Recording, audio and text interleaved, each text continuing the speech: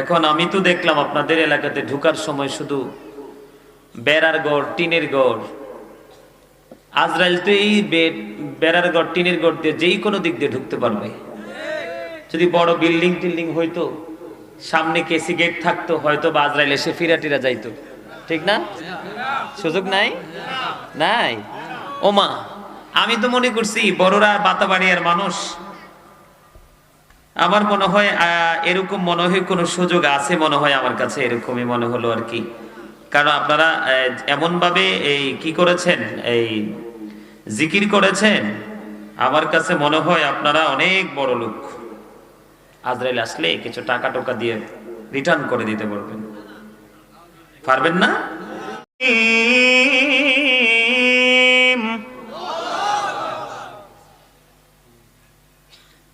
মোহাব্বত করে বিসমিল্লাহ শরীফ পাঠ করলে তার জন্য 4টা নহর বরাদ্দ থাকবে জান্নাতে, জাহান্নামে না। কোথায়? বিসমি শব্দের মিম অক্ষর থেকে একটা, আল্লাহ শব্দের হা অক্ষর হতে একটা, রহমান শব্দের মিম অক্ষর হতে একটা, রহিম শব্দের শেষ মিম হতে একটা। একটা হলো মধুর নদী, একটা হলো দুধের নদী, একটা হলো শরবতের নদী, আর একটা হলো পানির নদী। যেই ব্যক্তি শুধু বিসমিল্লাহকে মহাব্বত করতে পারবে, ওই ব্যক্তির জন্য ওই 4টা নদী বরাদ্দ থাকবে। পানি খেয়ে ভালো লাগে না? মধু খাবেন, বরাদ্দ। মধু খেয়ে ভালো লাগে না? শরবত খাবেন, বরাদ্দ।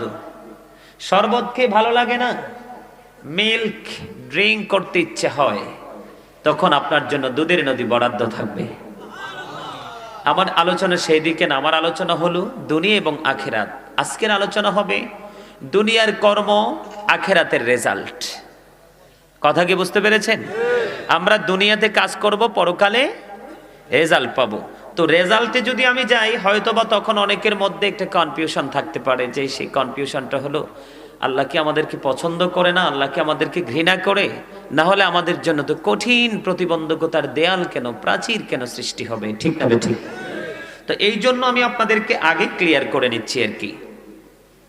কি এই যে আল্লাহ রাব্বুল আলামিন কি বলেছেন, ফি আই সূরাতিন মা শাআ রাক্কাবাক। তারপরে তো আল্লাহু আকবার বলতে পারেন নাই। এই মিয়া, কি মনে করেন নিজেদেরকে? আল্লাহ কি বলে জানেন? আল্লাযী খালাকাল মাউতা ওয়াল হায়া। যিনি জীবন সৃষ্টি করেছেন, তিনি মৃত্যু সৃষ্টি করেছেন।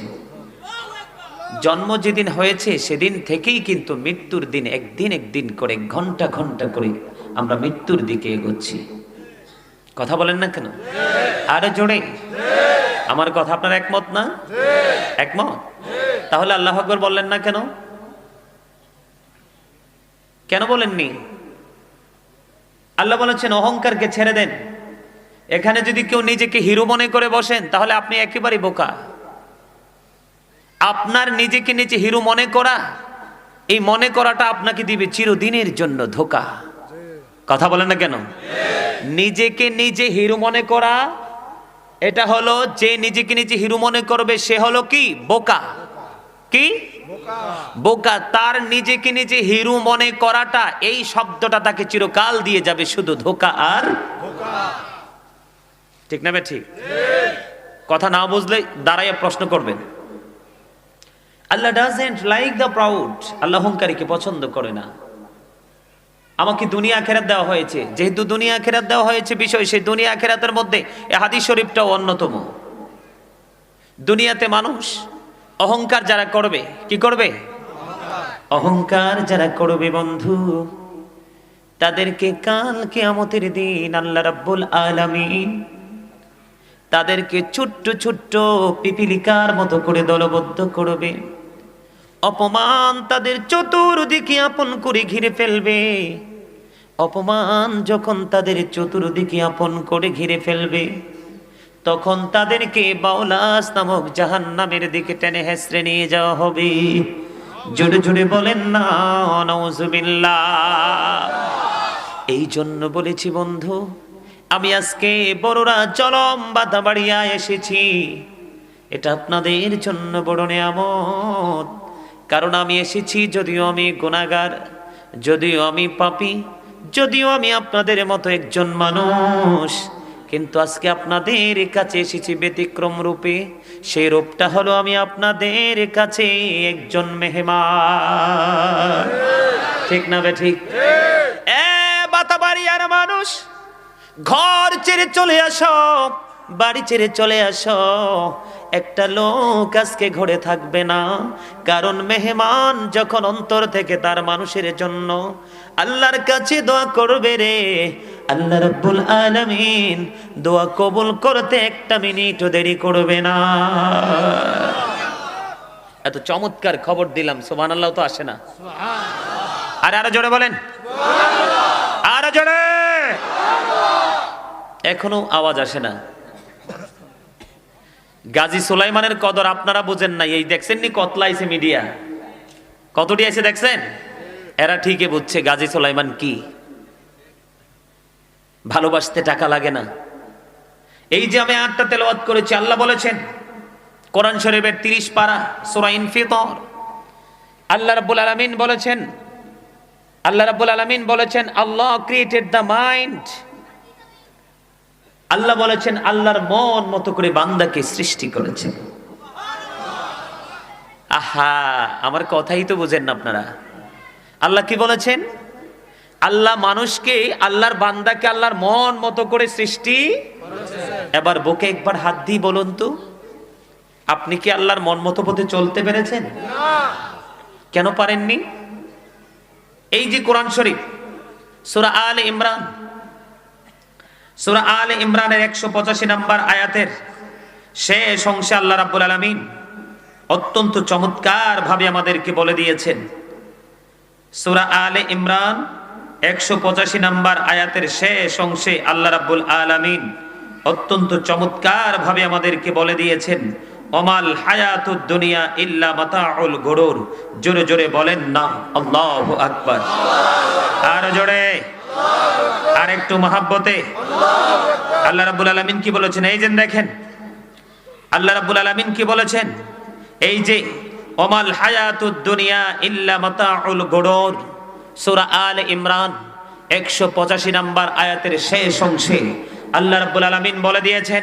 এই যে দেখেন দলিল, এই যে সূরা আলে ইমরান 185 নম্বর আয়াতের শেষ অংশে আল্লাহ বলেছেন ওয়ামাল হায়াতুদ দুনিয়া ইল্লা মাতাউল গুরুর।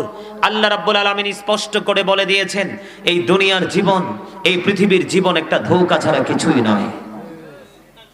নাউজুবিল্লাহ বলবেন না? আরো জোরে। এটা বলেছেন কে? আরো জোরে। আল্লাহ রাব্বুল আলামিন। আমরা ওই যে একটু আগে বলেছি, আল্লাহ আমাদেরকে আল্লাহর মন মতো করে সৃষ্টি করেছেন। কি করেছেন? মন মতো করে সৃষ্টি করেছেন। কিন্তু তারপরেও আল্লাহর মন মতো পথে আমরা চলতে পারিনি। তার অন্যতম কারণ হলো আমরা পৃথিবী লোভী হয়ে গেছি।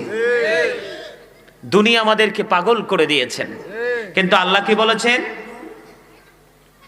আল্লাহ কি বলেছেন? এই পৃথিবীর জীবনটা কি ধোঁকা। স্টেজে যারা বসে তারা উঁচু গলায় কথা বলতে হয়। আমরা যারা আল্লাহকে ভুলেছি, আমাদের কর্ম কি? দুনিয়া। এই দুনিয়ার কারণেই কিন্তু আমরা আল্লাহ রাব্বুল আলামিনকে ভুলে। সম্মানিত উপস্থিতি, সময় অনেক চলে যাবে। এখানে কোরআন শরীফটা খুলে খুলে বের করে আজকে আপনাদেরকে দলিল দিয়ে দেখাতাম, কিন্তু সম্ভব না, অনেক সময় চলে যাবে। আমি আপনাদেরকে বলবো, সর্বপ্রথম একবার স্পষ্ট করে বলবেন, ভাই তোমার কথা থাকলে তুমি সবগুলো লিখিতভাবে ওনারে দিবা, আমার এটা পছন্দ না। স্টেজে ছোট্ট করে কথাটাও আমার কাছে বিরক্তকর মনে হয়। কেন জানো? এই জায়গাটা হচ্ছে তাকওয়ার জায়গা।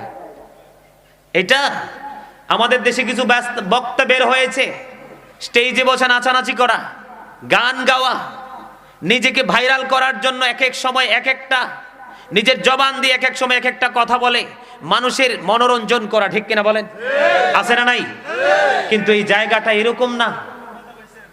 এই জায়গাটা এরকম না। এই আমার দিকে তাকাও, তোমরা তো পাগল হয়ে যাও যুবকরা নাচতে পারলে। এই জায়গাটা কিসের জায়গা জানো? এই জায়গাটা হলো, আল্লাহ বলেছেন আল্লাযীনা আমানু, যারা ঈমান এনেছে, ওয়া কানু ইয়াত্তাকুন, এবং তাকওয়া অবলম্বন করেছে। লাহুমুল বুশরা, তাদের জন্য সুসংবাদ।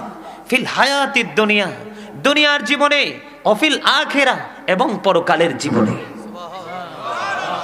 আল্লাহ বলেছেন ইউ ফিয়ার মি, তোমরা আমাকে ভয় করো। কেন ভয় করতে হবে? এই আপনারা আমাকে একটা কথা বলেন, আপনারা কি আমার কথাগুলো শুনবেন? শুনবেন সবাই? সবাই হাত তুলে দেখান তো আমার কথা শোনার পক্ষে কে কে? হাত নামান। মারহাবা, মারহাবা। শুধু মন দিয়ে শুনবেন। আমি প্রত্যেক ওয়াজে কিন্তু একটা সেন্টেন্স ইউজ করি, সরি দুইটা করি, সবসময় কমন যদি প্রয়োজন হয়। একটা হলো স্টপ ইউর মাউথ এভরিবডি, সকলের জবানকে বন্ধ রাখতে হবে।